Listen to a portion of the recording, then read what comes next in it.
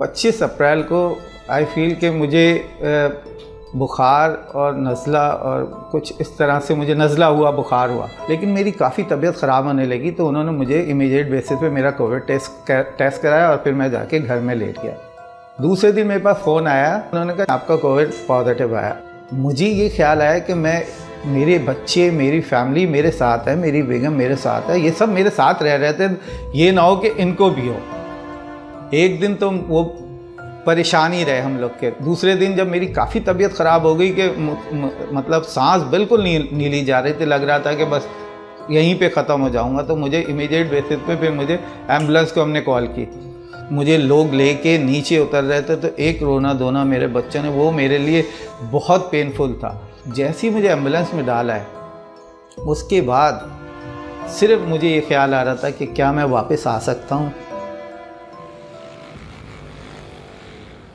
इस मर्ज़ में उमूमन जब शदीद मर्ज़ होता है तो ये कैफ़ियत होती है कि मैं मर जाऊंगा या मैं मरने वाला हूँ, और ऊपर से फिर जब वो आइसोलेशन में उनको डाला जाता है तो ये फैक्टर डबल हो जाता है, क्योंकि वहाँ पे वो अपने सारे घर वालों से, अपनी सराउंडिंग से बिल्कुल कट ऑफ हो जाते हैं।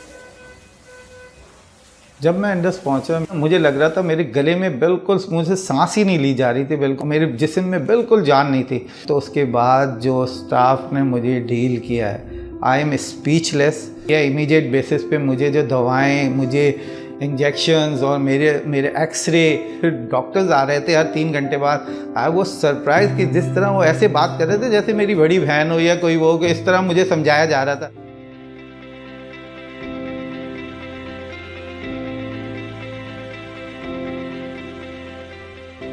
मेरे जाने के बाद इंडस से फ़ोन आता था कि आप बताएं आपकी कैसी तबीयत है, आपने क्या चेंजेस है। तो ये एक और अजीब सी बात थी कि एक चैरिटी हॉस्पिटल इतना केयर कर रहा है अपने पेशेंट की कि हज़ारों लोग इनके पास हैं।